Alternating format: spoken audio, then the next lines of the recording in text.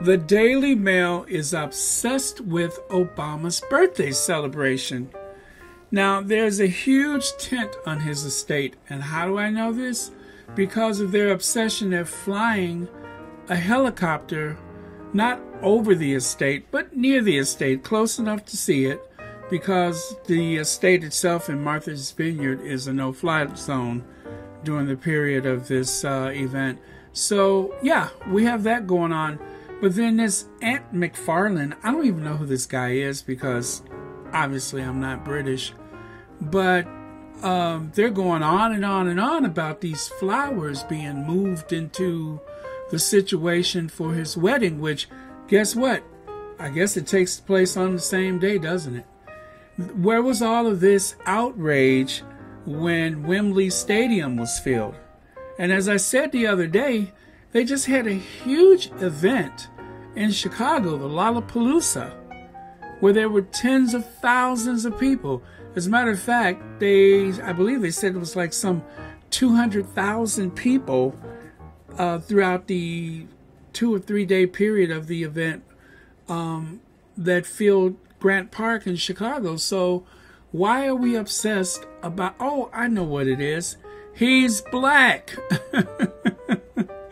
The African American who has earned a substantial amount of wealth is being scrutinized by a British tabloid newspaper, which is, just full of a bunch of right-wingers. They're obsessed about the fact that the likes of Stephen Colbert, Chrissy Teigen, John Legend, John Kerry, Gabrielle Union, Dwayne Wade, Don Cheadle, just to name a few, are showing up for this lavish event at Martha's Vineyard. But again, they have worked for that. It's not like he's sitting in front of a gold piano. So why the obsession? Now, there's someone who has inherited wealth who supposedly, in a moment's notice, could wage nuclear war if she has to. Even though she's 95 years old, we suspect that she could make these split-second decisions in the instance of a nuclear war because she's the head of the military. And if someone needs christening, well, she's the head of the church. She wears many hats, most of it encrusted with blood diamonds, flaunting stolen wealth, and we're worried about an American president celebrating his 60th birthday as if he hasn't earned anything. He wasn't schooled in the University of Dogs and Ponies. But the Daily Mail is trying to sell this whole, I guess it's like a frightening scenario of all of these woke people, and Hollywood is getting together. And what's going to happen other than they're going to celebrate the fact that they have all worked very hard. They have all worked very hard for what they have. They're not sailing around the world on some yacht that was built by the state to propagate a dying empire. That's not what he's doing. Of course, I know Britannia has been decommissioned. Thank you, Tony Blair. It's one of the few times that we actually saw some type of emotion from the sovereign, is when they decommissioned a yacht. Now, mind you, I'm not jumping into the story. As a matter of fact, I'm literally just looking at the headline, "Call that scaled back?" And I see a list of people that's there. I don't need to read it to know what the agenda is.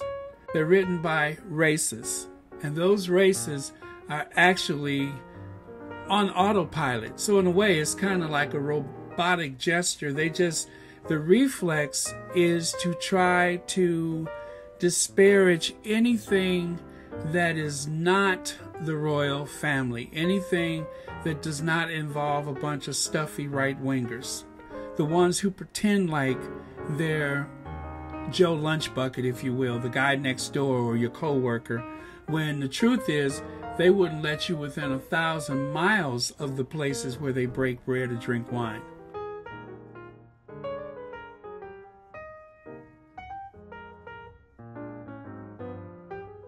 Now, those people in Martha's Vineyard, of course, they're very rich, and that's just the fact. And they can afford to go through a screening process that's not available to us in our workplace. But don't take that as an excuse for you to get careless. Do not let that into your mind that it's okay to be careless. Don't be careless. Save yourself. But this obsession with Obama's birthday party coming from these right-wingers, I'm just sick of it. You hear me? Sick! So, anyway, having gotten that out of my system, the other thing that I wanted to talk about is the thing with Princess Eugenie getting close to the Sussexes. They're going to get as much mileage out of that as possible. And you know, what I hope is that when things do clear up, I hope she'll pop up out there in Montecito. You know, that would be really cool. Because there's no sense in Harry being completely cut off from the family. It's just totally not necessary. The big feud is with Harry and his brother. But that is still his family. And no matter what we think about it, we have to respect the fact that that is still his family. And he cannot just make himself some type of anomaly that just appeared one day or washed up on the beach or something like that. He has a past. He has relations back in the United Kingdom, and that should be respected. So don't so judgmental about it, because that's not really our place to do that. That's his family, and for what it's worth, I say the further away they are, the better, but that's on him. Either way, we got your back, Harry. Another obsession is the tan suit. So Biden emerges from his office with this tan suit on, which is very typical. It's an elegant look for a man for the hot summer days, is to wear a tan suit. Very chic, very elegant, very GQ. Obama wore a tan suit and they nearly had a meltdown. But then people had to remind other people, that it was not a big deal on the several occasions that Ronald Reagan wore a tan suit. The stuff that we obsess about. Don't worry, I'm not going to yell sick again. But but I am sick of it. The stuff that we obsess about. What is the point? Why do we obsess about stuff that ain't none of our business? So, okay, let me move on to another obsession. The office used by the Duchess of Sussex, that beautiful Tuscan-style, elegant house that she lives in. And of course, we all know how many bathrooms it has. Why? Because they keep telling us. I could mention it in my sleep. Sometimes I'm sleeping, I'm just like, 16 bathrooms. 16 bathrooms. 8 bedrooms, 16 bathrooms, 11 million pounds, $14.5 million. And why is that programmed? Yes, because they mention it every time. It's an obsession.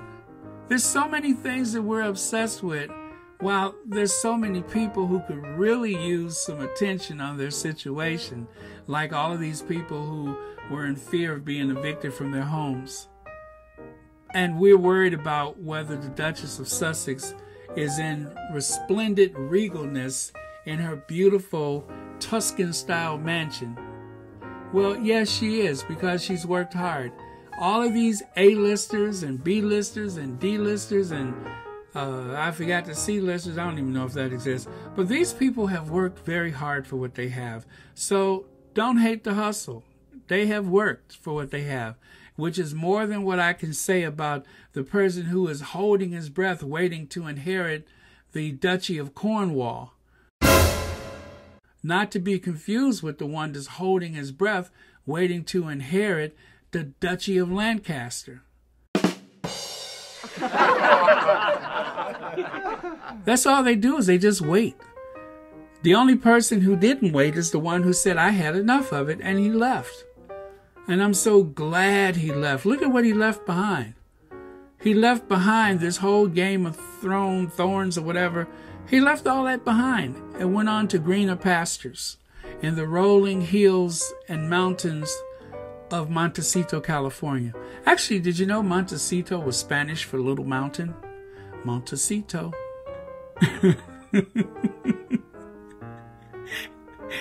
And did you know that Montecito is Harry's new nickname for his beautiful wife? Little Mountains. I'll let you figure that one out. I'm so bad. But yeah, Little Mountains. I just made that up. You know, I never really took a good look at Sarah Vine, but gosh, doesn't she look like a real Mrs. Doubtfire? Have you guys noticed that?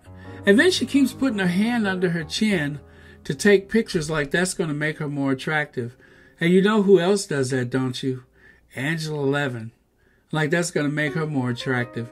If both of them really wanted to improve their look, they would just cup their hands over their faces and especially cup those mouths that seem to have all types of deceit flying out of it. That's a good place to start. You know, and it's not even so much that they're unattractive.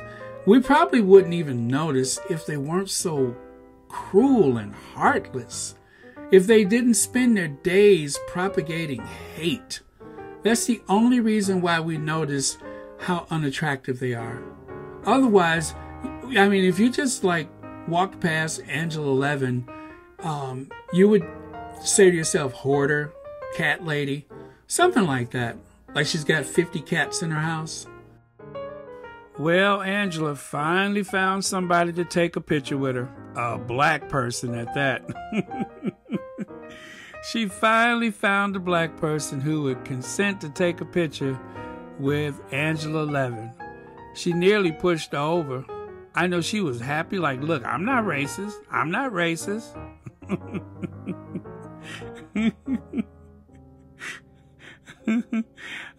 I bet you she made postcards out of it. How much you want to bet this is going to be her next profile picture on Twitter? Or she'll probably use it for Christmas cards.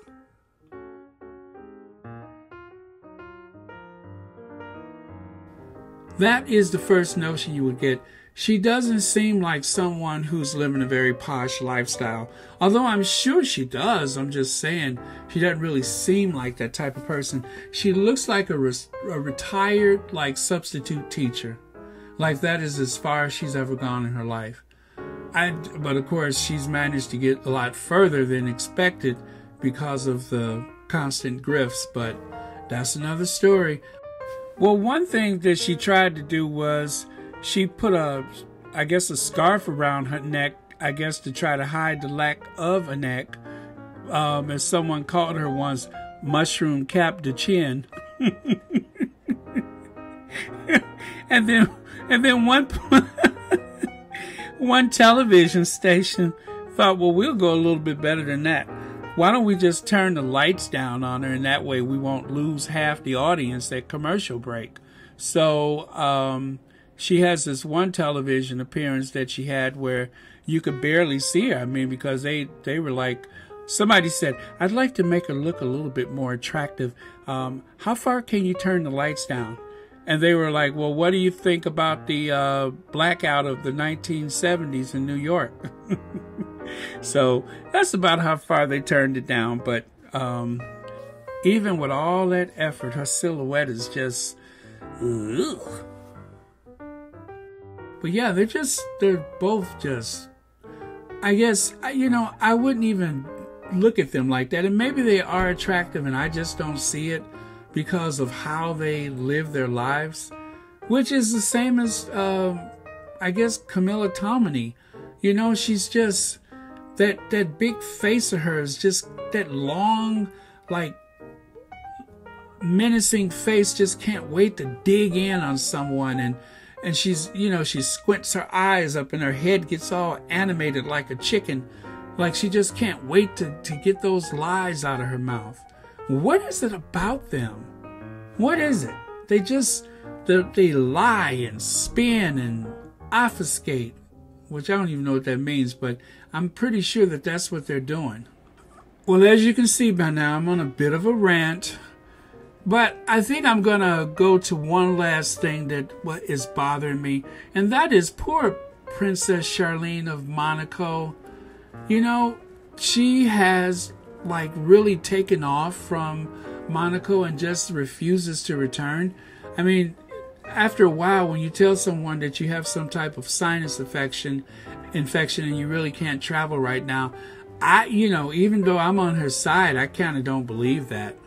What life must have been like for her, First of all, you agreed to marry someone, and then when you change your mind, you can't get your passport back. You have to try to, scurry your way out of this little rock that you're living on so that you can, get away. This Albert person, oh, he's so dreadful.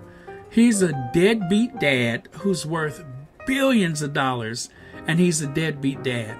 Now, you probably know the whole story about how he was shagging the air hostess, and she got pregnant, and he denied paternity. And when she threatened to sue, or I think maybe she did take him to court, eventually he decided, he would settle. And, this black kid could never be the Prince of Monaco because he's black. They said it was because he's born out of wedlock, but I'm here to tell you that the Prince of Monaco is the ultimate ruler of his country, and what he says pretty much goes. Now, there's only, maybe 50,000 people kind of teetering on that rock in Monaco, maybe 30,000, whatever it is. It's a microstate, a very small country, only made famous by his mother, Grace Kelly, who was the Princess of Monaco, Her Serene Highness Princess of Monaco, died tragically. But Charlene, she married Elmer Fudd. I mean, I swear you never see Prince Albert and Elmer Fudd in the same room at the same time. You just never see that. I believe he is Elmer Fudd.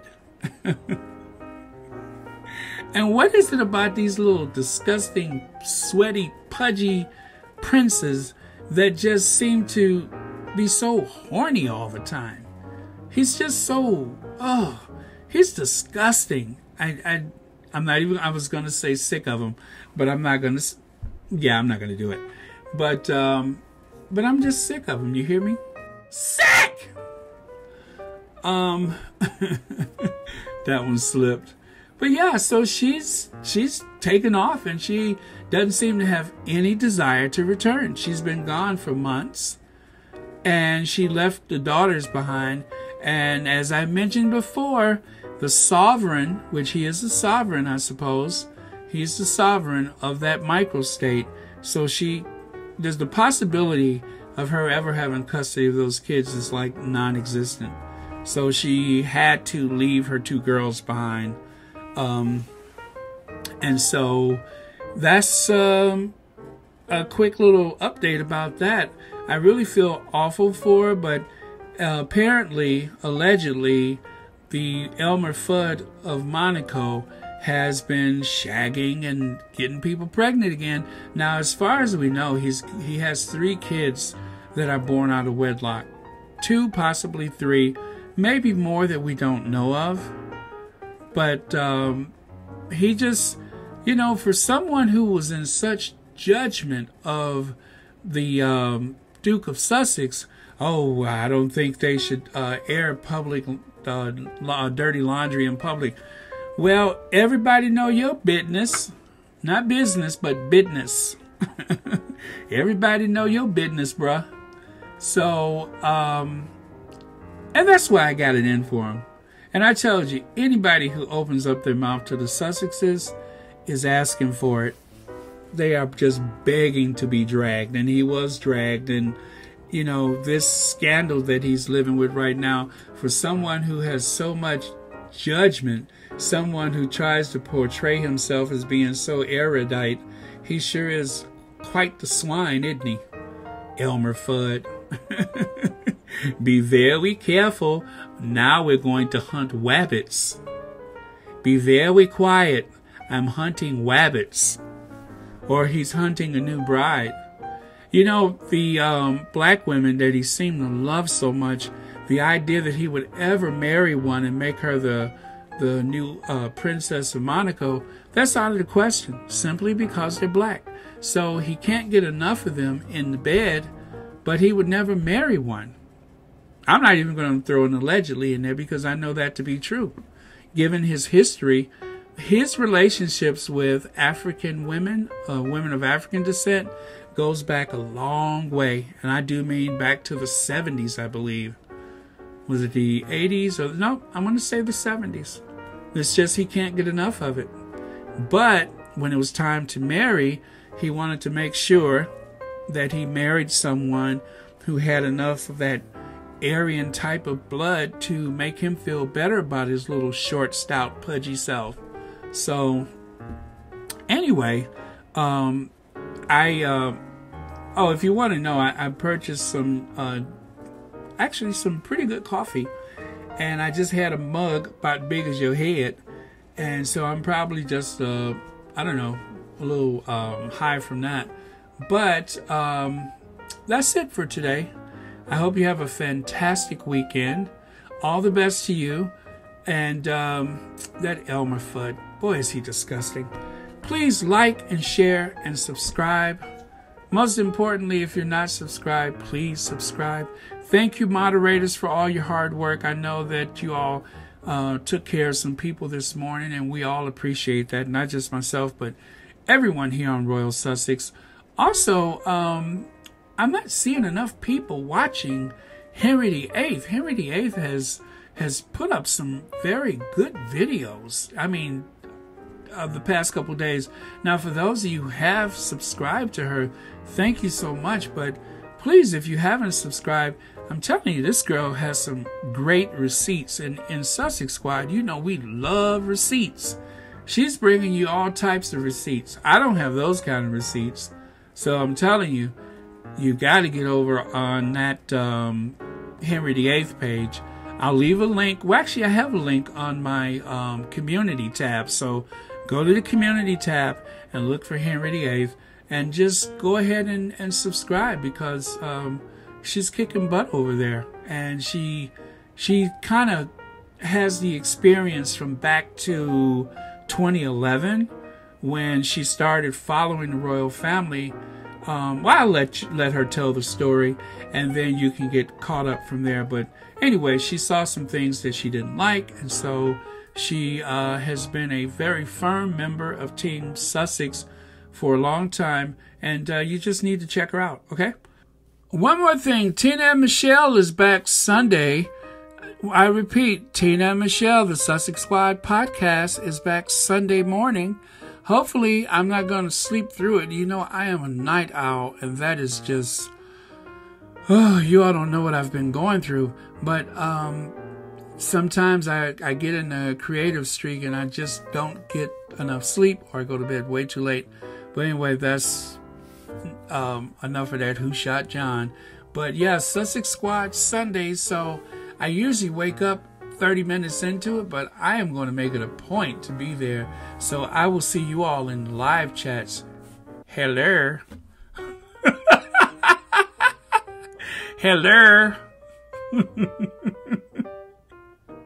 Harry, Meghan, grab the baby and come on. Hello. Y'all know who that is. That, of course, is the amazing black prince that saved the Sussexes, who used his private security and his private police force and his mansion to rescue them from Canada. So anyway, how come I just can't stop talking? What was in that coffee? Huh? It's like, I don't know. I feel like, I don't know if I just drank the coffee or did I just drink Mrs. Olsen? If you're old enough to remember who Mrs. Olsen was, guess what?